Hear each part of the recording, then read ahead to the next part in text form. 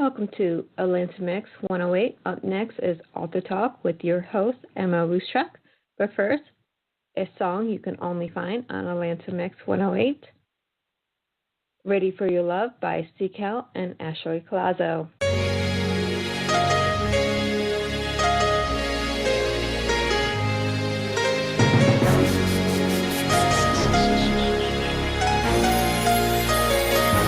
I'm ready for your love, don't wanna waste your time. It's you I want forever, and forever's a long time. I'm ready for your love, I wanna spend my time with you and no one else until the end of time. Cause I'm ready for your love, don't wanna waste your time. It's you I want forever, and forever's a long time. Cause I'm ready for your love, I wanna spend my time with you and no one else until the end of time. I'm ready for your love. I can't believe that you really made me stop pitching.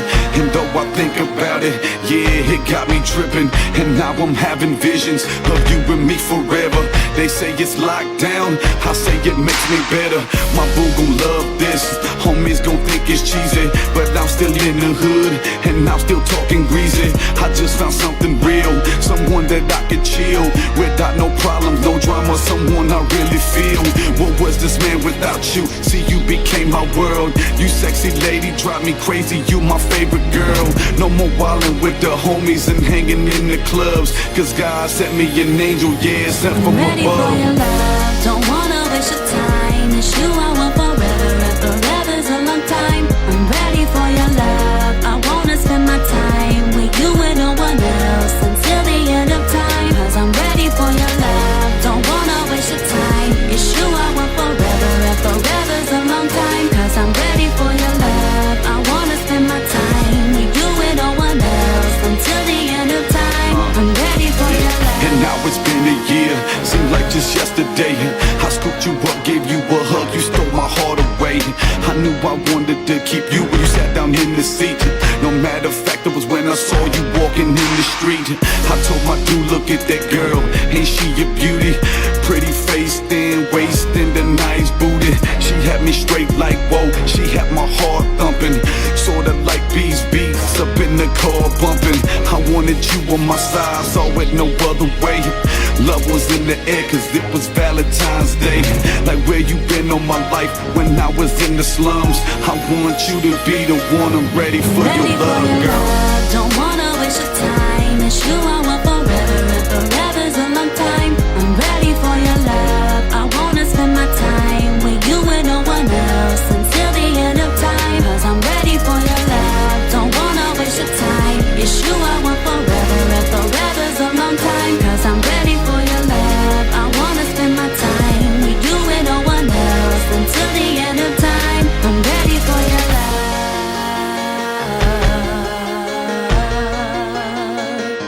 I'm ready for your love.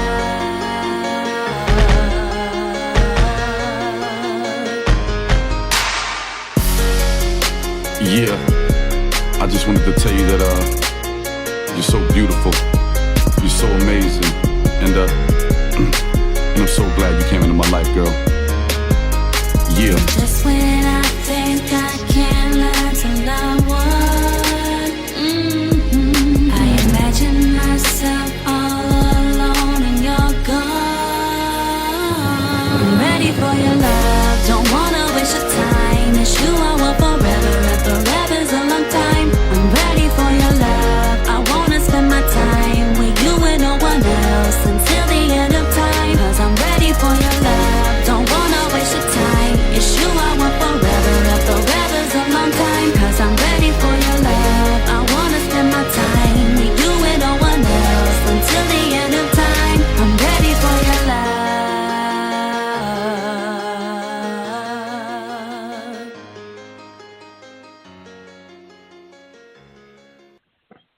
Welcome, Atlanta, to the Author Talk Show. I'm your host, M.L.Ruscsak. I'm here with D. Anthony Miles, best-selling author. Welcome to my show today. Oh, thank you for having me. I really appreciate it. You're welcome. Why don't you tell us a little about your best-selling book? Okay, you want to know about my book, Risk Factors and Business Models? Is that what you're asking? Yes. All righty. My book, Risk Factors and Business Models, is about the 5 forces of entrepreneurial risk. And basically, Melissa, my book is a wake-up call for entrepreneurs that are people considering starting a business venture. And my book is a wake-up call because my book tends to bring entrepreneurship or startups reality to it instead of the rose-colored glasses like some of the literature that's been out there, some previous books that's been out there. Starting a business is very difficult, and it's not something anybody can do. And it takes some knowledge of some things to start a business. And I like to think of my book as a Bible and a wake-up call to help people that want to start their own business. That is an awesome idea to do because I see so many businesses start up overnight, and within 6 months, they're no longer there. That's a cautionary tale, Melissa. We see that a lot. And when you hear about the many other successful companies or successful startups, what they don't tell you is that company could have been started 5 years ago, and you're seeing the results of their labor. And you're not going to, starting a business is like kissing frogs. One day you're going to find a prince, but you're going to have to kiss a lot of frogs. And that's how entrepreneurship is in startups. Now, I've heard it takes about 5 to 10 years to really get your business going. Some of the literature from the SBA speaks to that. There's been different things. The first 5 years are the most crucial period, which I totally agree with. I would say now, Melissa, it's probably easier to start a business now than say it was when you and myself grew up or when our parents grew up, because a lot of the businesses that were started used a lot of natural resources, the brick and mortar type of business. Now people can start a business the way, structurally entrepreneurship has really changed because of online activity and the internet. And the internet, the great thing about the internet is that it has created new entrepreneurs, and that you can be an entrepreneur a lot quicker and faster. However, the product life cycle of some of the businesses is a little short as well because they're not using natural resources like, water, wood, air, gasoline. You're doing everything online. And case in point, like there are Uber entrepreneurs. There are people that drive for Uber, and they're basically entrepreneurs, and they make their money by that platform. The only thing that they're using is their time and their vehicle and some of the things that they have to manage with their vehicle. So this is a great opportunity for anybody who wants to start a business. It's probably wide open right now than it has been, say, the past, 20 to 30 years. So, but we have to keep in mind that we want to make sure that if we start a business, especially if it's an online business, that is, that we want to be careful about market saturation and competition. Right. I see a lot of people on Fiverr, just as an example, a lot of entrepreneurs on there from digital art, because being an author, we're always looking for digital art. I cannot speak today. Digital art is our books.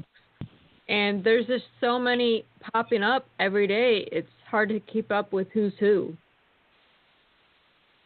Oh, yes, that's also a cautionary tale. And one of the things that hurts entrepreneurs, especially when you're in the startup phase, when you start a new business, is you need to be aware of some of the economic principles that are not going to change, even though it's an online business, a brick-and-mortar business, or offline business, like I like to say. And that's the economic principle of market saturation. If the market is too saturated and you have too many businesses in that market, they're going to be forced to compete on price. And with the internet and online businesses, online type of competition is pretty fierce. And so if you're going to start a business, you need to have an identifiable niche, an identifiable market that your business can, thrive. And I always say, don't fish in a pond that everybody's fishing in. Go find another pond, okay, to fish in. Right. You don't want to have everything the same as what your neighbor's doing. Totally exactly. Because one of the things is, this is what separates good companies from great companies and competitive companies from everybody else's company. That's where branding comes in.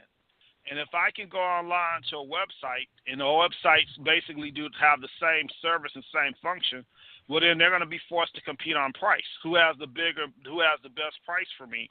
So that's what you call a commodity type of business.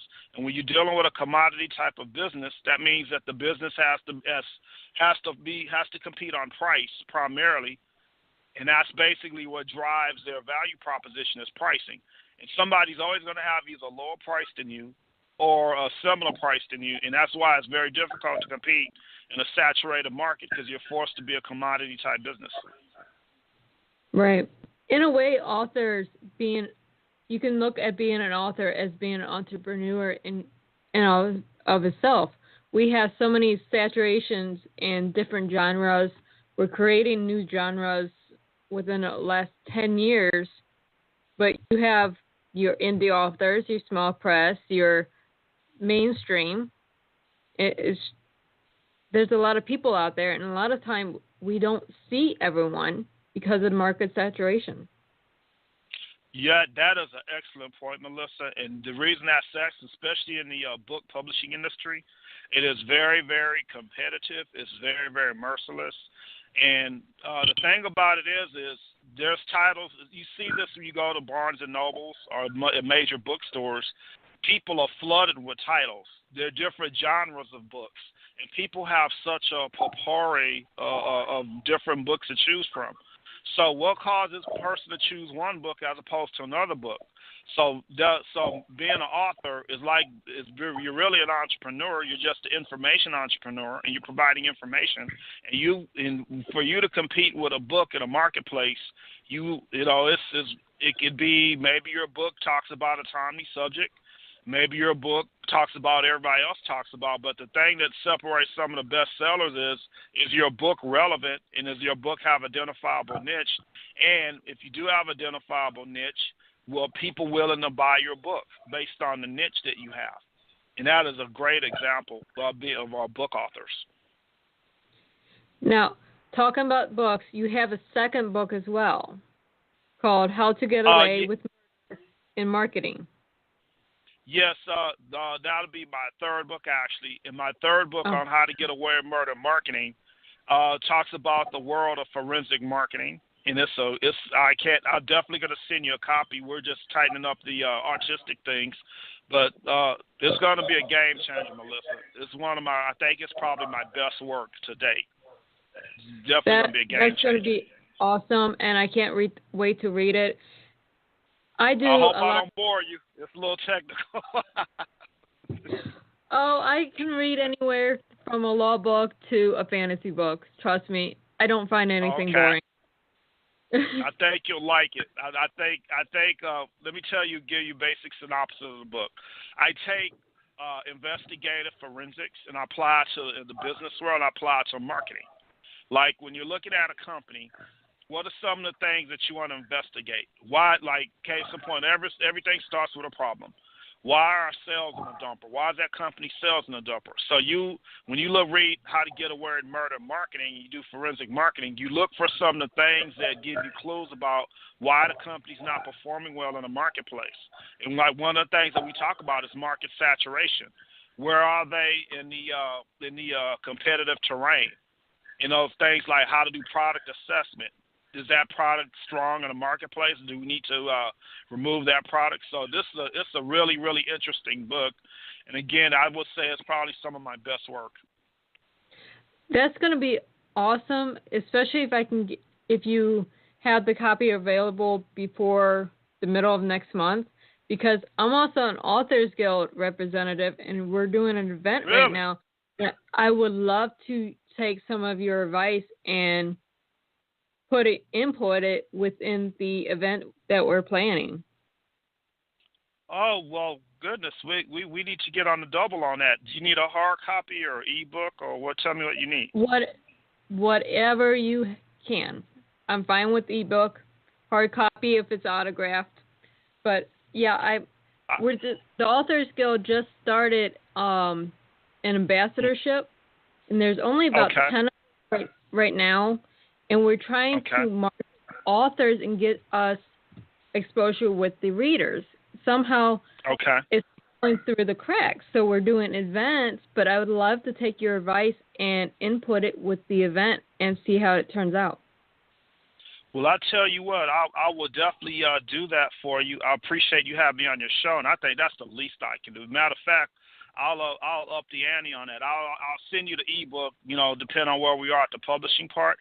And if we're late, I'll send you the ebook, and I'll follow up and send you a hard autographed copy if that's okay with you. Oh, that would be great. We're working on the cover. We're trying to find a less scary cover, if you know what I mean.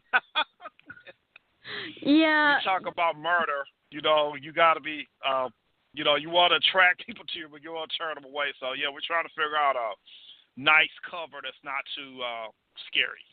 So, yeah. Crime scene tape with maybe marketing material somehow incorporated might work. That was actually the first draft of the artist came up with, and I said, okay, we'll take that and put it on the shelf. Let's think deeper. So yeah, it'll probably look something like that. I think it'll probably have a crime scene, and the chalk outline on the body, and probably some marketing images like social media stuff, to give you some. The mixture of the two, but yeah, it's gonna be definitely a good cover. That's what I really strive for, is to have a really nice, good cover. That's not too, I don't want to put any blood on the cover or nothing like that, But yeah, it's gonna be a nice cover. We're talking about murder, but we're not. Right, we're not talking about real murder. You were talking about marketing. So yeah, blood on the cover and not do your book justice. So. Yeah, it's more of a play on the words than anything. It's more of a, what do you call that? Is it not hyperbole, symbolism, I think. Symbolism. So yeah, it's gonna be more like that. But I do fantasy covers. But I don't. Okay. Nonfiction covers. I can't get into that, but I do fantasy a lot. So. Oh, okay. Oh, well, definitely. I might have to get you to look at a couple of promo covers and get your opinion about them. But yeah, this nonfiction is really hard to do covers, and that's perfect that we're talking about this because the font has to be right, the color has to be right, the color has to be appropriate to the content. You have to use a mix of be clever with your message or your book. Some books searchable by Google Ads or stronger words than other words. So it's, you talk about book marketing, that's a whole nother other issue. You got the content of your book, you have the title of your book, and then, certain colors attract people, Melissa, and certain colors repel people. And then here's another thing. When you're going and printing, you have to make sure it doesn't become muddied when you're printing. It may look great on an ebook, but that doesn't make it look great on a paperback. Oh, absolutely. And also, when you put it on, say, Amazon or Barnes & Noble, when they do the image, you have to make sure that the image doesn't, like what you were saying, doesn't bleed. Because I've seen some really nice book covers when you look at them in person, and then when you put the image on Amazon, it looks terrible. I mean, I've seen about a bunch of books like that. And it's wow. Vice versa as well. I'm redoing cover for a colleague right now. The cover she has, the ebook, is beautiful, but it's having problems being printed, so I have to make her a new cover. I volunteer for this because she does a lot of marketing for me out of mouth for other services that I do. So that's really good. I mean, it's almost rare if you can have a cover look good in person or a physical copy and also have it look good digitally, because I don't know. I mean, I struck a balance between the two of my second book. You should have saw the cover that they picked for me for my second book. It was god awful. It was yellow, brown, and gray. The same colors that are inside of a frog. Okay, I just hated that cover. My very first cover that was done by a publisher for my first edition of the New Reign was just horrible. I didn't like it, but I was stuck in a contract that they had all creative marketing rights for the cover, and I hated it. I'm so glad I was able to get out of the contract. Oh, wow. Did you ever talk to the artist? He just came up with that? Because I don't know about you, Melissa. I think the author should work with the artist, because the author has more of an idea what, in your head, what you think a cover would look like. And a lot of times the publishers don't get it right. And that's because they don't have skin in the game. You know what I mean? So exactly. So I could understand that. Definitely understand that. When I do a cover for someone, I literally ask them 100 questions, and I send them about 1,000 images. Do you like this? Do you like that? Uh-oh. One moment. We have technical difficulties. I'm just waiting for D'Anthony to come back. I think he's having problems with his phone today. So we're just going to hold on just a second. Hello, you back with us? Yeah, I'm sorry. We're having a storm here in Texas. I'm sorry. I called you right back. I apologize. Sometimes you can't control what God does. Oh, I know. My sister lives in Texas, so I know all about the storms down there.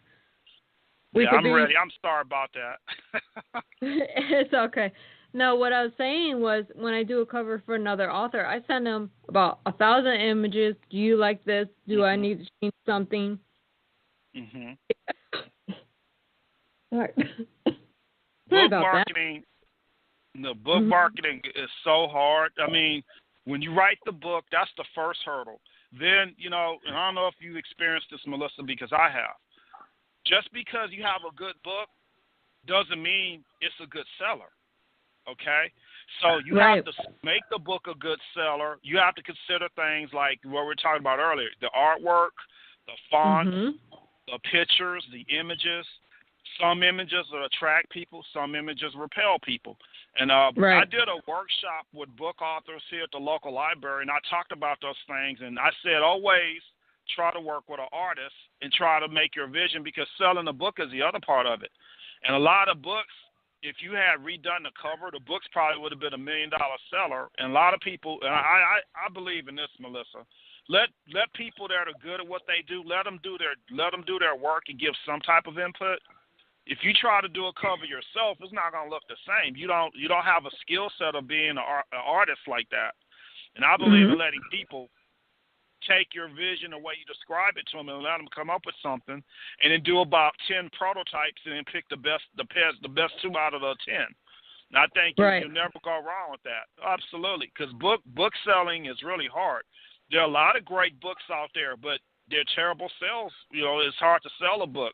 And you got more books that are garbage that sell than books that are good that sell. What's wrong with that picture? Cover, they have the right content, they have the right fonts, and a lot of people don't pay attention to that. Font is very important. Oh, yeah. See, now with marketing, I tell my publishing house all the time, book trailers, this is for the authors, not so much the entrepreneurs, but for the authors, book trailers. I have over 100 groups on Facebook that I promote to, different books. And it's just, wow. Great. Yeah. So you can do a test run, huh? Yeah. I find out what's going on, what people are like, what they like, who's seeing it, and it connects you a little bit. Then you can go for the bigger marketing. That is really smart. Wow, I'm going to have to try that. That's really smart. Also, I did that by mistake, actually. When I was at the university and I was teaching, and I did something, I just did something out on there. I said, hey, guys, I'm picking a cover, and I showed them 3 covers. And I have my students tell me which ones they liked, so they picked the one that's on my cover now with the abstract art. And then one of my students really hurt my feelings, Melissa. I had to go to a professional photographer and get some professional shots done, because I took one I was at a function, I cropped it, and I put it on my first book, and my student is Dr. Miles. Can I talk to you for a minute? I was like, oh, God, what does she want?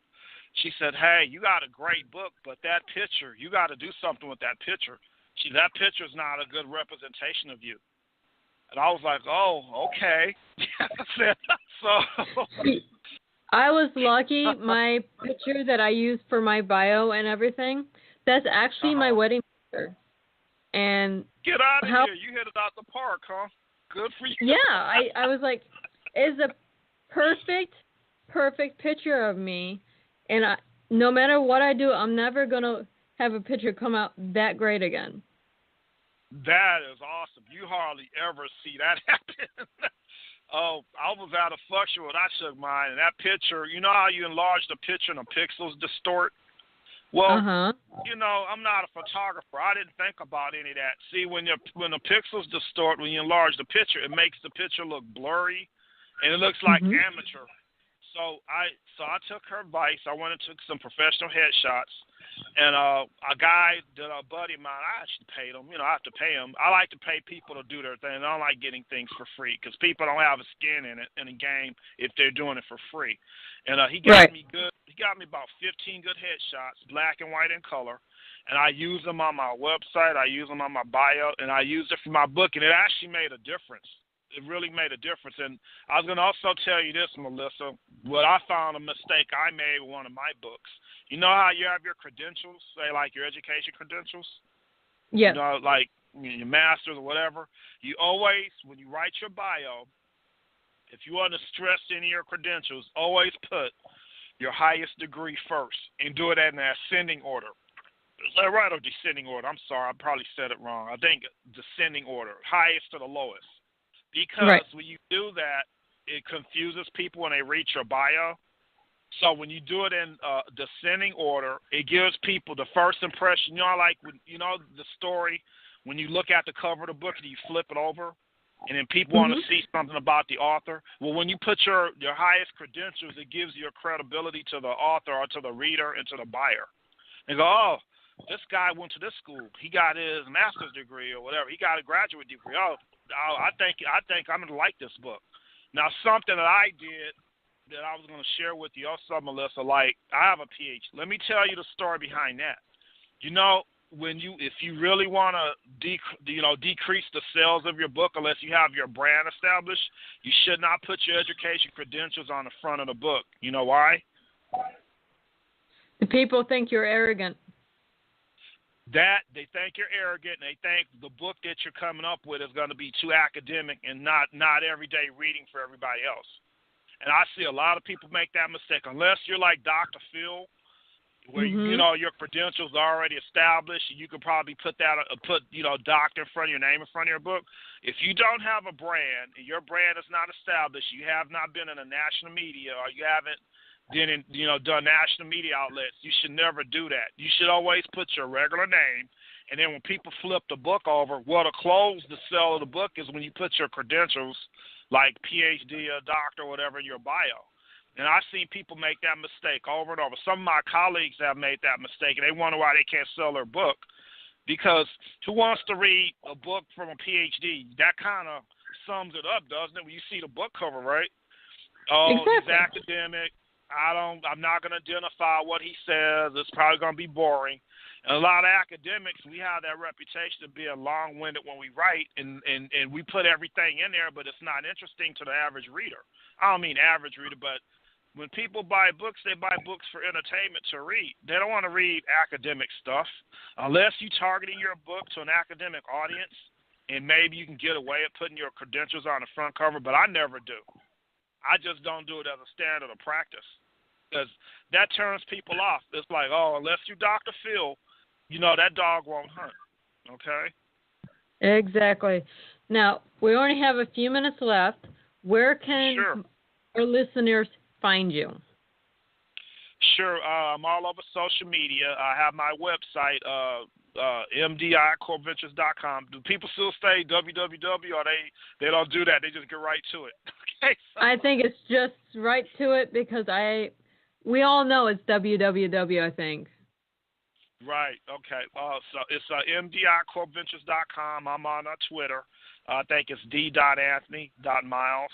And I'm on Skype and everything. I'm on ResearchGate. I'm on Amazon.com. I have a bio page, and if you do a search on my name, a lot of my activities come up. Business deals I'm working on, and then if you go to the website, you can get my number and my email address and everything. I'll give it to you right now. It's dmiles@mdicorpventures.com. But it's real easy to find me on social media. That's probably the best way to get a hold of me. That's great. And I know a lot of people, a lot of authors like connecting with social media. It keeps us honest with our readers. Oh, absolutely. It's the best thing that happened next to the internet is social media, being connected. It's like and then that also helps sell your book when you're connected to different groups. And I like what Seth, I forgot his name, he wrote a book called Tribes. You always want to connect to tribes and try to sell your book or sell your materials. Connect to a tribe. And that could be a group, that could be a community. You always want to connect to tribes. That's very true. Unfortunately, this is all the time we have for today. So I thank you for coming on the show and sharing so much wonderful information with us today. Melissa, thank you so much for having me. I really appreciate it, and definitely want to come back and do a follow-up show with you when I get in the full marketing mode of the next book. And definitely, you got a autographed copy for me. That's for sure. So, thank you. Because really, we need the help to get this event to do as well as it can do, and get as many people to connect with the authors that will be there. Awesome. Well, I tell you what, we'll definitely chalk off air with that, and we'll make that happen. I really appreciate you bringing that to my attention. I could definitely use that. Thank you. And for this episode of Author Talk, Atlanta, good night.